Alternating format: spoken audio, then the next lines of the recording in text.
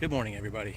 Isn't that pretty fantastic, this view of the Sarasota Bay here in, I guess this is Island Park, I guess they could say. There's another name for it, but I forget. It's got a really pretty view of the Railing Bridge, which is that really tall structure right out there. Kind of a picturesque day, a postcard, a classic Florida day with the sailboats, birds fishing, birds flying, fish jumping. Just like to document that, because not every day is a wonderful, sunny, beautiful, perfect day, much like it is today. And that's sort of a segue for something I wanted to talk to about today. You know, I've been on this earth 50 years this year, and it occurs to me on different occasions that it's good to pass on knowledge. You know, your kids and your grandkids don't necessarily want your input necessarily all the time. Some kids, yes, they're open-eared, and some kids not so much. You can't force people to listen. You can try to force them, but you can't force kids to listen to your experience and your wisdom, your experience of all the years. I've been an adult for about 32 years, and I think I've learned some facts about how life works. It's not the secret to life, but it's like it's like a thing that you figure out, or you try to figure out over your lifetime. So what am I talking about? Enough segueing. Not the segue that you ride, but the lead into a story. This park is very beautiful. Just like it's hard to do a video of just my face when I've got all this beautiful view. This little park's like a peninsula in Sarasota Bay, so it's kind of got really beautiful views all the way around of these sailboats and fallen trees. There used to be a really pretty tree right there. It looked like a bonsai tree, one of those little like Japanese style trees, and it has since fallen over. Somebody's yelling over there for some reason. I don't know why. I just wanted to share some of the beauty out here. City. I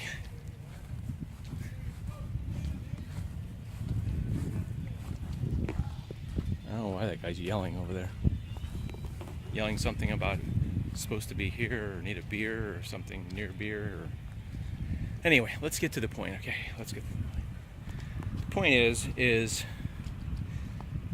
sometimes, I would say, in the early part of your life, friends are more plentiful, I guess you could say, in high school. For me, it seemed like there was a lot of friends. You'd meet people at school. I had a youth group in church that I had friends with, or playing baseball, you had that group of friends that you meet during playing baseball, and you sort of have a lot of options because you have opportunity to do a lot of things. You know, being in the theater class, or I was in a marching band, and I met a lot of people through there.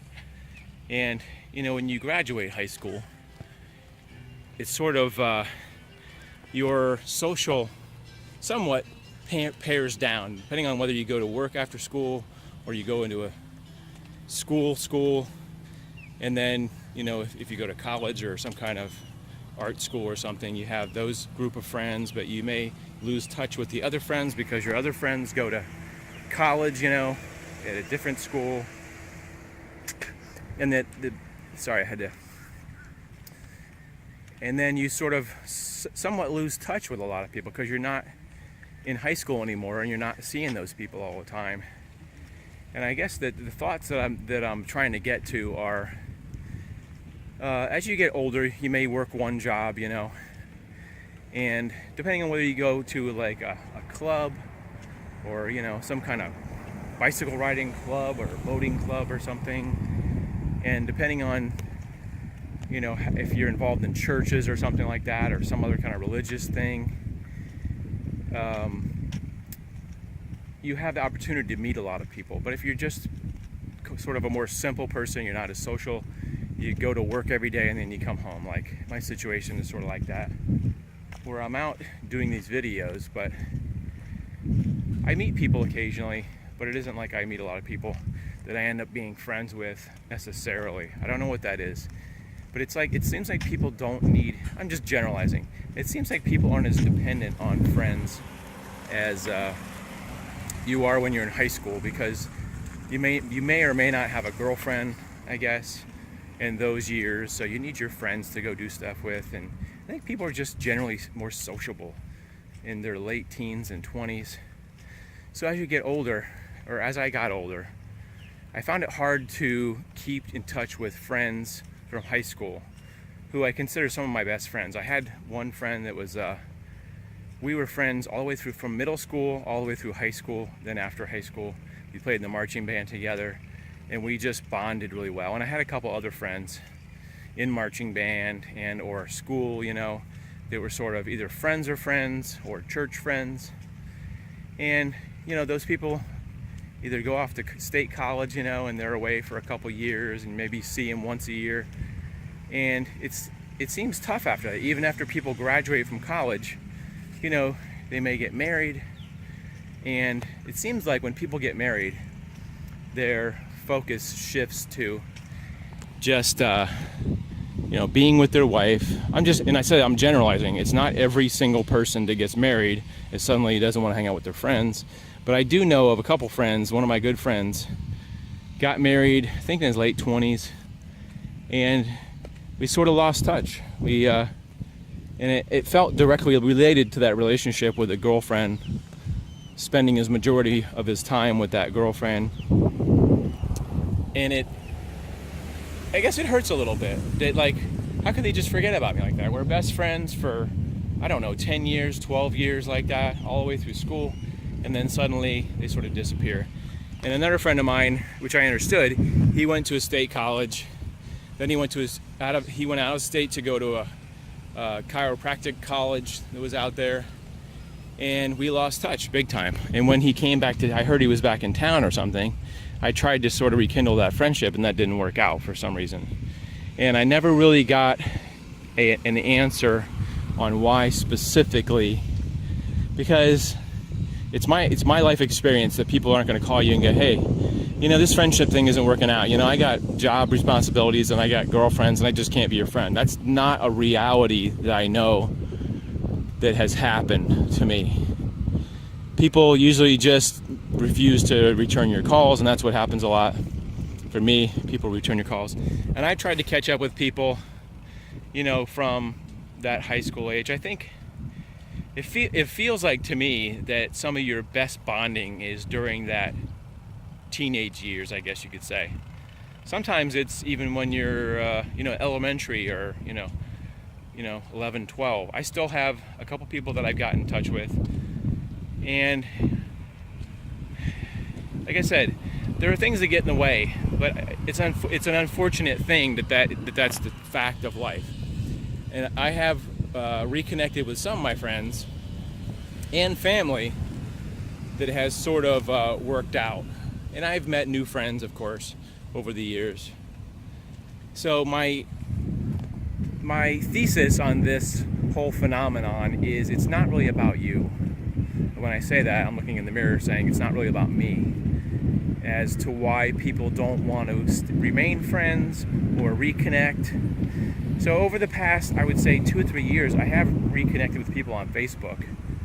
And then I had like a kind of reunion from people in my neighborhood, and I had, I don't know, 24 people show up. We had a barbecue, and people showed up. But it's obvious to me that, you know, people aren't as interested in being a part of your life because they got kids, they got wives. Like I said, they got their bubble that they're in, their jobs and stuff like that. And people it's my experience, once again, it's my experience, it's not it's just a fact of life that,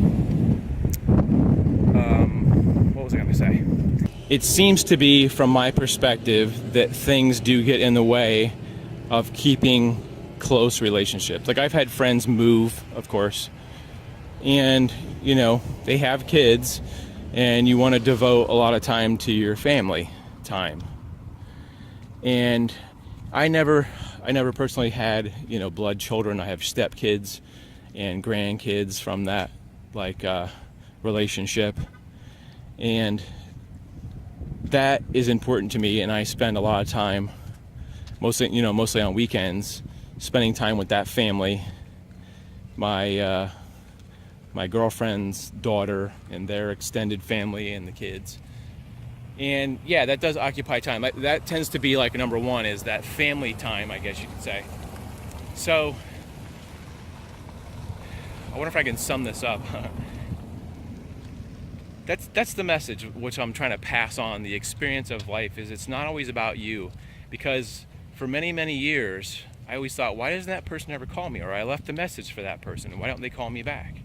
And you never know these days with the way voicemail is and things like that. When you call a cell phone, you get a voicemail message that says, the person who has this number, will leave a message and you can call them. But you don't even know if it's the right person, because the message, including mine, is not a personal message where it says, hi, it's John. Leave a message at the tone and I'll get back to you. Like, that's hardly the norm anymore, that people do that like we used to when we had tape recorded answering machines and things like that. That was the case back then, because it didn't automatically have a message, so you almost had to leave a personal message. I even remember in the 90s, when you first got your cell phone, it's like you had to set up your voicemail and you had to leave a message. Hey, it's John. I'm not here. I'm busy. Leave a message. Some people still do that. It's true that people actually personalize. I think we've gotten to a place where people, and once again, this is sort of my view, my perspective, that people are more private now. Because, one of the reasons is probably because of solicitors, people calling your phone and, hey, have you got car insurance? You got all these scams calling you and things like that, and bill collectors and, things like that. People want to hide out from. It's sort of the best hideout situation in a way, that compared to the old days where your number was listed in a phone book. If you're older like me, people would call you like crazy all day long, and it was like you had to screen all your calls because the phone solicitation was just garbage. So circling back to,